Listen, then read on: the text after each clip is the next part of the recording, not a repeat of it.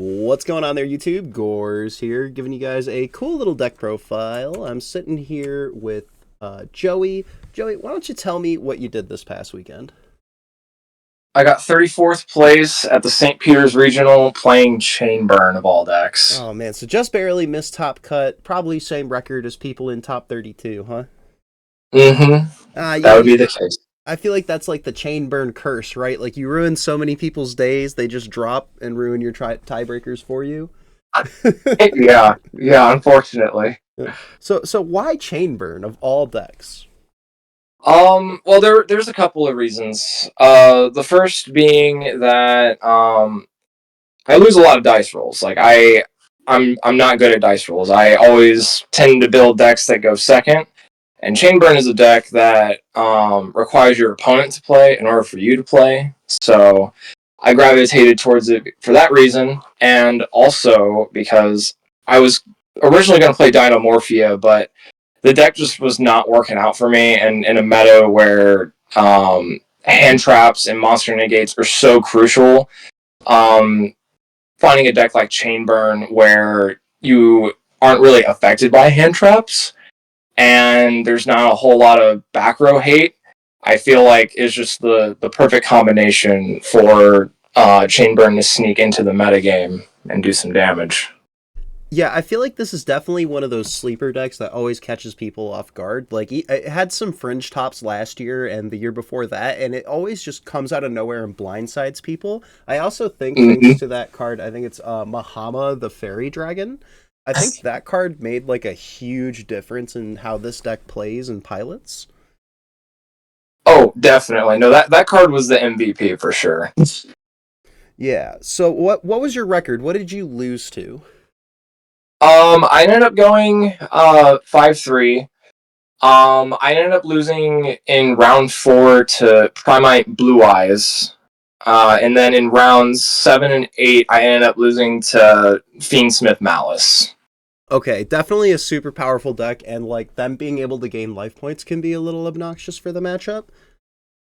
Yes, that, and I also had the unfortunate luck of never seeing my Gravedigger's trap holes, and they were just able to banish my stuff with SP Little Knight and also control the number of monsters they had on the board. So it was, yeah, it was just a perfect storm of variables that denied Chainburn the ability to really win against them. Yeah, it definitely sounds like if you don't see the Gravedigger's trap hole, Malice can kind of just run rampant. But also on the opposite end of the spectrum, Gravedigger's trap hole is definitely one of those cards that can just blow that matchup out in the right spot.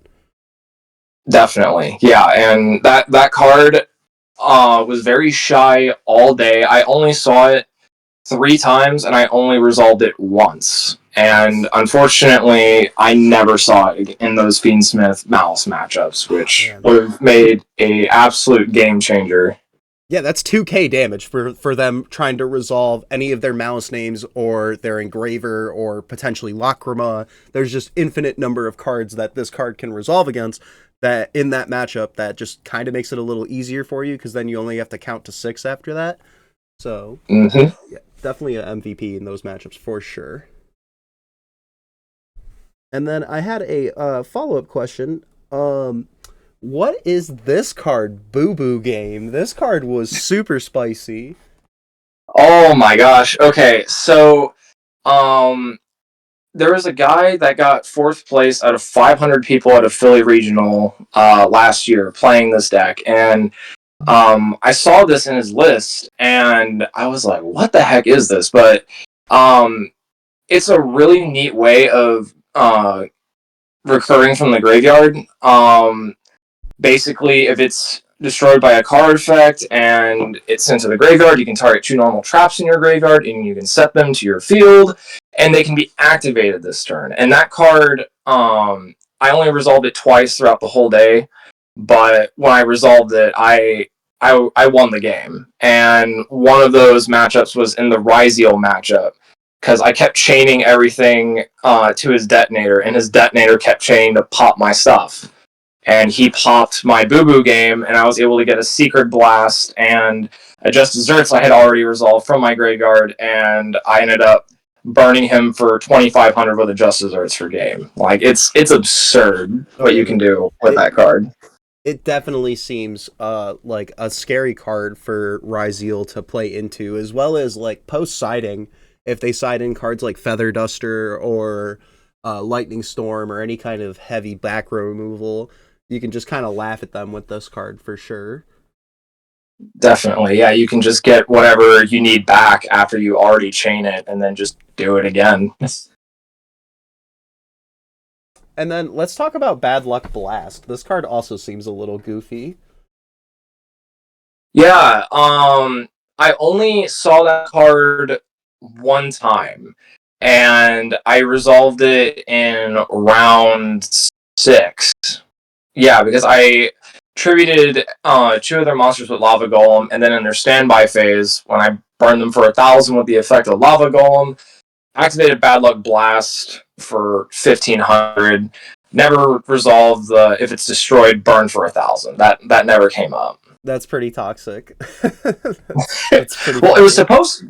Yeah, it was supposed to be a two of, but one of them got lost in the mail, so I had to very quickly throw in a magic cylinder to make it 40, which I did not see the magic cylinder either all day. So Yeah, that's the issue with like playing one of traps, especially in a deck with Trap Trick, like not being able to just banish the second copy of either or. I know that there was another list that made top 32 last year that was on the Trap Tricks, Magic Cylinder and Magic Cylinders.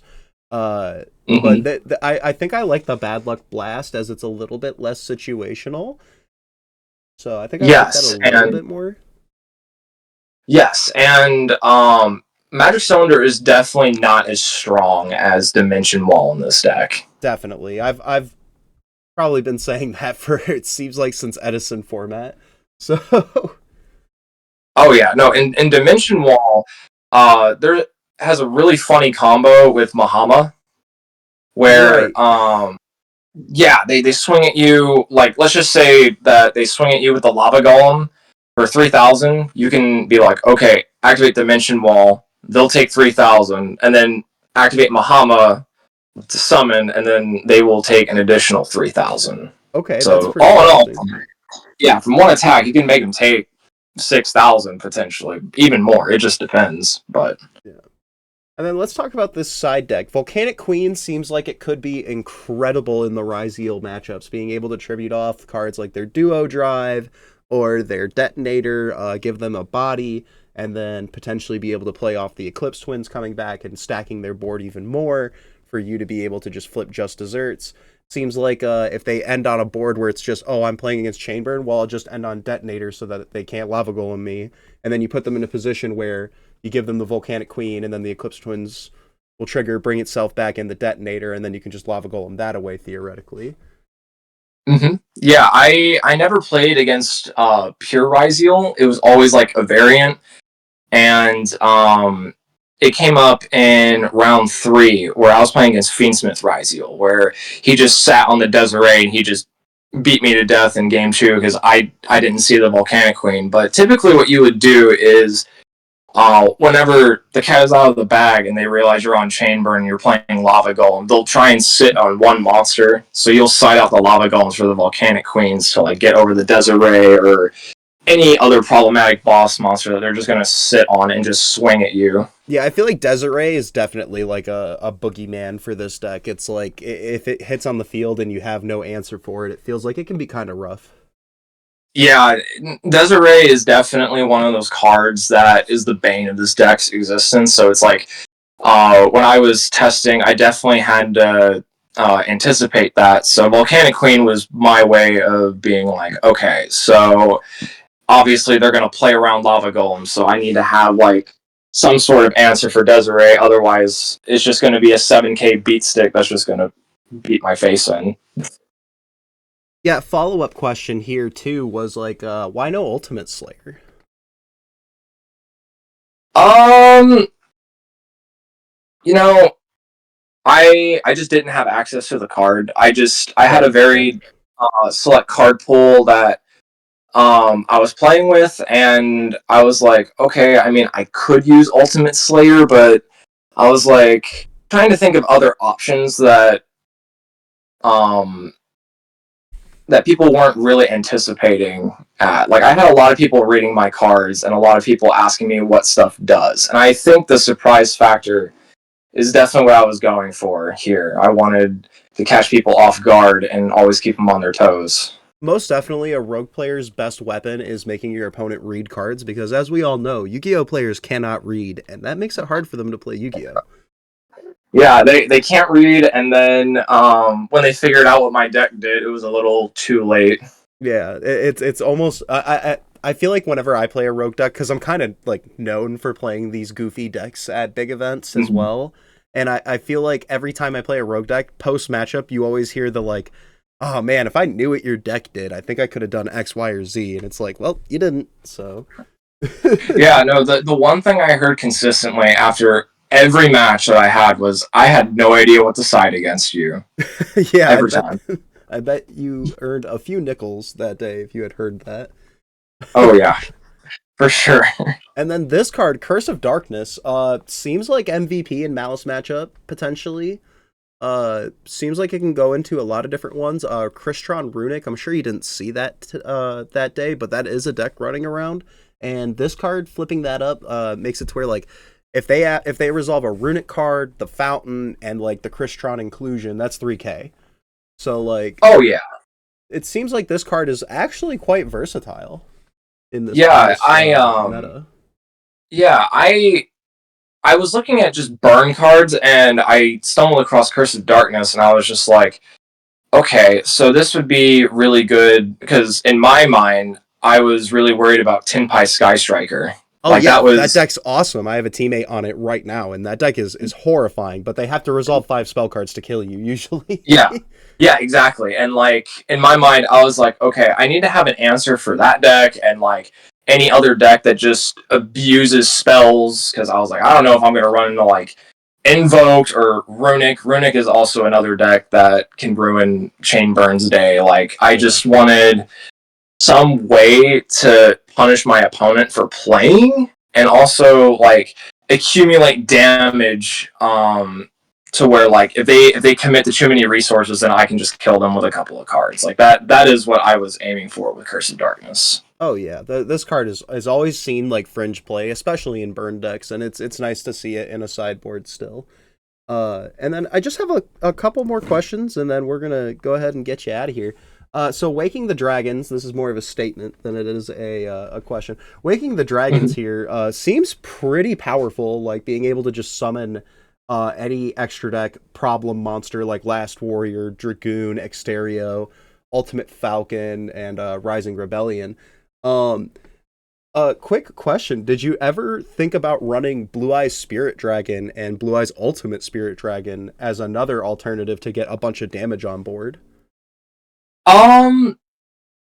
Off the Waking the Dragons? Like, because if they pop it, you could summon the Spirit Dragon and then be able to tribute it off for Ultimate Spirit Dragon and then kind of have like a little bit of a float situation going on there. I did not. I just remember like some like back whenever Waking the Dragon first came out and like Last Warrior from Another Planet and Ultimate Falcon. Like I remember those cards, and then I was just trying to go through like the card pool, like trying to think of what would be really good in the extra deck right now. And I saw Rising Rebellion Falcon, a 4K unaffected beat stick, and I was like, oh yeah, this is going in there. And bread and butter for sure. Oh yeah, that was the only monster I summoned off of Waking the Dragons, and I resolved that card 3 times. And once was in the Fiendsmith Ryziel matchup, and funnily enough, I won my round 3. I sat on a Rising Rebellion Falcon, and my opponent had a 7K Desiree, and he went to swing with Desiree. He was at 2,300 light points, and he swung, and he cleared my Rising Rebellion Falcon for 3,000 damage, and I ended up going, okay, activate Mahama to burn you for 3,000. Oh yeah, that's definitely something that's gonna tilt some people for sure. I'm sure you ruined some people's days. I did. I watched the soul leave that man's body after I was like, okay, 3,000 damage for Gabe, and he was like, no. Oh yeah. But yeah, Rising Rebellion Falcon was MVP of Waking the Dragon. If I had to change a Waking the Dragon target, I'd probably take out Dragoon for Dynamorphia Stealth Bergia, Oh because yeah, you that can, would be sick. yeah, because you can burn whenever they resolve a monster effect for that monster's original attack. So I think that is also a plausible target to use. Yeah, you could basically lock them out of the game if their life points are low enough, like almost like a flare metal type situation. Yes, that I think will be a change that I make in the future for the deck. Well, that leads me into my last question. What changes would you make if you would make some at all? I take out the one magic cylinder probably for a second bad luck blast, and then I would take out Dragoon for Dynamorphia Stelbergia, and I think that's really about it. I really liked how the deck performed, and I think it had a really good surprise factor. I just had some terrible luck in my last couple of rounds, but I mean that's just the way it goes sometimes. Yeah, But I hope. that definitely feels like the chain burn life is like, yeah, I'm doing so great. And then you run into somebody that's like played Yu-Gi-Oh for a while, and if you have an unlucky hand against them, they're gonna know how to like not feed into your strategy, which is gonna be a little rough Oh, for you.